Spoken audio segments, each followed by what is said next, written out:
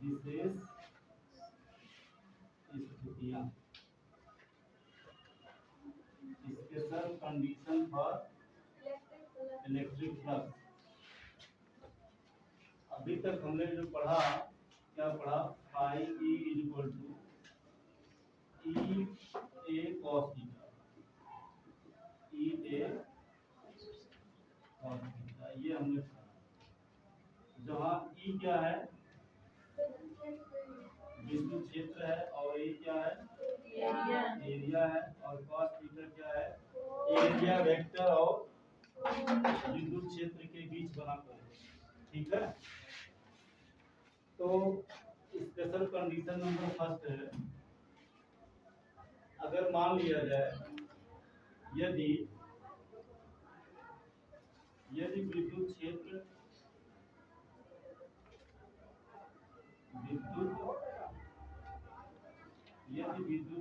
तथा area vector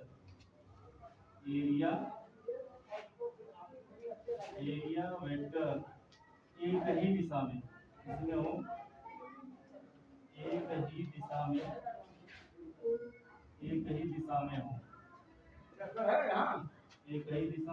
तो अब क्या होगा ऐसे स्थिति में, जैसे मान लीजिए ये आपका ये पृष्ठ, और ये मान लीजिए, तो इसका अपना एरिया होगा, तो इसका एरिया वेक्टर किधर होगा, एरिया वेक्टर सदैव पृष्ठ के लंबवत होगा। ठीक है ना, अगर मान लीजिए पृष्ठ ऐसा है तो इसका एरिया इस ऊपर की ओर होगा, और अगर मान लीजिए इसको ऐसे कर दिया जाए तो एरिया वेक्टर कहाँ होगा, नीचे की ओर होगा। और अगर मान लीजिए पृष्ठ इस तरह से है तो एरिया वेक्टर इस दिशा में होगा, और अगर मान लीजिए इसको ऐसे घुमा दिया जाए तो एरिया वेक्टर क्या होगा, ईस्ट साइड में होगा, और पृष्ठ वेस्ट साइड में होगा। इसी तरह से अगर मान लो पृष्ठ नीचे है तो एरिया वेक्टर कहाँ होगा, ऊपर की ओर होगा, और अगर पृष्ठ ऊपर है तो एरिया वेक्टर कहाँ होगा, नीचे की ओर होगा। यानी इस तरह से हम समझ सकते हैं कि जो क्षेत्रफल होता है, क्षेत्रफल एक सदिश राशि होती है, या इसको आप ऐसे भी समझ सकते हो, जैसे मान लो छाता, अम्ब्रेला की डंडी आप जिधर घुमाते हो छाता उधर क्या होता है, घूम जाता है। तो छाता की दिशा को कौन निर्धारित करता है, डंडी। तो वो जो डंडी है वो उस छतरी का क्या है, डायरेक्शन को व्यक्त करता है, यानी एरिया वेक्टर। ठीक है, तो एरिया वेक्टर सदैव क्या होता है, पृष्ठ के लंबवत होता है। क्या होता है, पृष्ठ के लंबवत होता है। तो मान लीजिए कि ये पृष्ठ है इस तरह से, ये तो इसका एरिया वेक्टर इस डायरेक्शन में होगा, और इसी डायरेक्शन में मान लीजिए विद्युत क्षेत्र भी है, इसी डायरेक्शन में मान लीजिए एरिया वेक्टर है, ये पृष्ठ है, तो ये पृष्ठ का क्या होगा, एरिया वेक्टर होगा। और मान लो इसी डायरेक्शन में विद्युत क्षेत्र भी है, क्या है, विद्युत क्षेत्र, तो इसके बीच कोण क्या बनेगा, थीटा। इसके बीच कोण क्या बनेगा, थीटा नहीं बनेगा, जीरो बनेगा।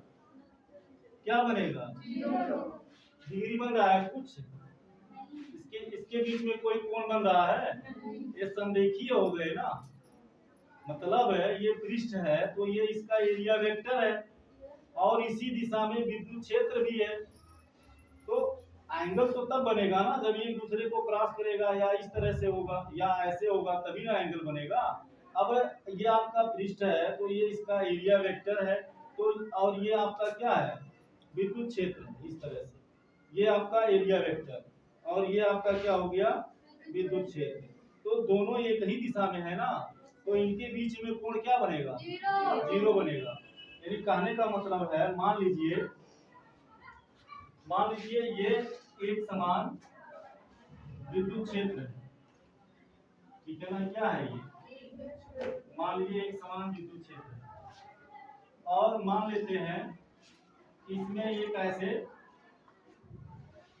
कोई स्फेरिकल बॉडी है, तो तो इसका विद्युत क्षेत्र भी इसी डायरेक्शन में है और इसका एरिया वेक्टर भी क्या है, इसी डायरेक्शन में है। तो इसके बीच जो ई और ए का जो डॉट प्रोडक्ट होगा, मतलब अदिश गुणन जो होगा वो cos थीटा होगा और थीटा का मान क्या हो जाएगा, 0 हो जाएगा जब ये भी दिशा में होगा। तो ऐसे स्थिति में थीटा बराबर हो जाएगा 0। तब हमारा फाई ई क्या होगा, तो फाई ई बराबर हो जाएगा ई इंटू ए इंटू cos 0 डिग्री। तो ई का मान ई हो गया, ए का ए हो गया और cos 0 डिग्री का वैल्यू कितना होता है ए। ठीक है, तो फाई ई बराबर क्या निकल के आया, ई ए आया। क्या आया, ई ए आया। ठीक है ना, यानी कहने का मतलब है कि थीटा के लिए cos थीटा का मैक्सिमम मान कब होगा, जब cos थीटा का वैल्यू बराबर होगा किसके लिए, इसका 1 के बराबर होगा। जब cos थीटा का मान 1 के बराबर होगा तो इसका मान सबसे अधिकतम होगा, क्योंकि ट्रिग्नोमेट्रिकल फंक्शन में cos थीटा का वैल्यू आपका अधिकतम मान कितना होता है, 1 डिग्री होता है। तो यदि ये cos थीटा का मान 1 डिग्री के बराबर होगा, मतलब 1 के बराबर होगा, तो ऐसे स्थिति में इलेक्ट्रिक फ्लक्स विद्युत फ्लक्स क्या होगा, ज्यादा होगा। विद्युत फ्लक्स का मान क्या होगा, बहुत ज्यादा होगा। अब अगर मान लिया जाए स्थिति नंबर दूसरा, ठीक है ना, स्थिति नंबर दूसरा मान लिया जाए कि ये मान लो पृष्ठ है। अब ये मान लीजिए तो इसका एरिया वेक्टर किधर होगा, ऊपर की ओर होगा। और ये मान लो ये विद्युत क्षेत्र है, ये क्या है, इसको आप मानिए ये विद्युत क्षेत्र है और इसको मानिए ये पृष्ठ है। तो पृष्ठ एरिया वेक्टर सदैव क्या होता है, पृष्ठ के लंबवत होता है। तो ये एरिया वेक्टर हो गया, ये आपका क्या हो गया, और ये क्या हो गया, विद्युत क्षेत्र। तो इसके बीच कोण कितना बना, 90 डिग्री। कितना बना, 90 डिग्री बना। यानी कहने का मतलब जब विद्युत क्षेत्र और एरिया वेक्टर क्या हो, परस्पर लंबवत हो, ठीक है ना। जब एरिया वेक्टर तथा विद्युत क्षेत्र क्या हो, विद्युत क्षेत्र परस्पर लंबवत हो,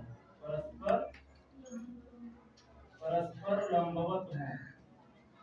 लंबवत हो, तो ऐसे स्थिति में थीटा बराबर हो जाएगा 90 अंश। तो क्या होगा, तब ऐसे स्थिति में आपका फाई ई बराबर हो जाएगा ई इंटू ए इंटू cos थीटा की जगह पे 90 डिग्री बराबर ई इंटू ए इंटू cos 90 का वैल्यू 0 बराबर 0। यानी एक भी फ्लक्स लिंक नहीं होगा। क्यों नहीं होगा, क्योंकि फ्लक्स लिंक तब होगा जब पृष्ठ से जुड़ेगा।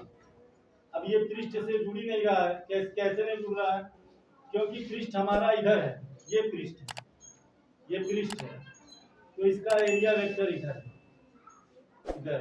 है ना। अब ये पृष्ठ है, अब विद्युत क्षेत्र ऐसे जा रहा है ना, लंबवत का मतलब क्या, ऐसे तो है, ये पृष्ठ है और ये आपका क्या है, एरिया वेक्टर।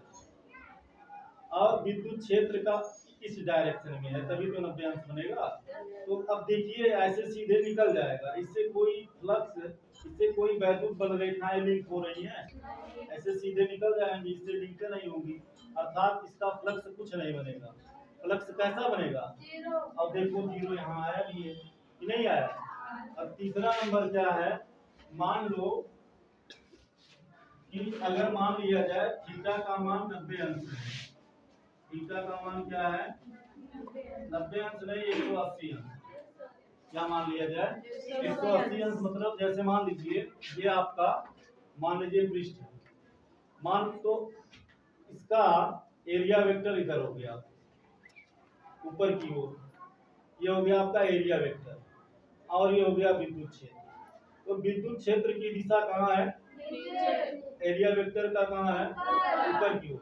तो दोनों समरेखीय है, मतलब एक ही लाइन में स्थित है ना। तो अब इसके और इसके बीच में कोण कितना बना 180 अंश, थीटा का मान 180 अंश।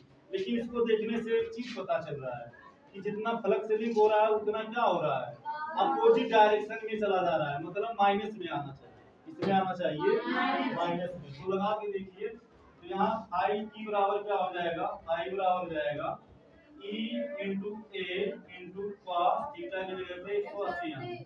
अब देखिए cos 180 अंश बराबर आप लिख सकते हो cos 90 डिग्री प्लस 90 डिग्री। अब ये सूत्र होता है cos 90 डिग्री प्लस थीटा बराबर क्या होता है माइनस साइन थीटा। तो बराबर जाएगा माइनस साइन थीटा की जगह पे 90 डिग्री है तो 90 डिग्री माइनस साइन 90 डिग्री का मान 1 होता है। तो इसके जगह पे हो जाएगा E इंटू ए इंटू कॉस 180 की जगह पे कितना आएगा -1 बराबर हो गया, माइनस का मल्टीप्लाई प्लस में होगा तो माइनस हो जाएगा, जाएगा माइनस ई ए, क्या हो जाएगा माइनस ई ए। तो इसलिए प्लस फाई ई बराबर क्या निकला माइनस ई ए। यानी कहने का मतलब है कि जब एरिया वेक्टर और विद्युत क्षेत्र के बीच का कोण 180 अंश होगा तो ऐसे स्थिति में फ्लक्स क्या होगा ऋणात्मक होगा, ठीक है ना। अब इससे संबंधित न्यूमेरिकल लगाया जाएगा नेक्स्ट क्लास में, ठीक है। Thank you.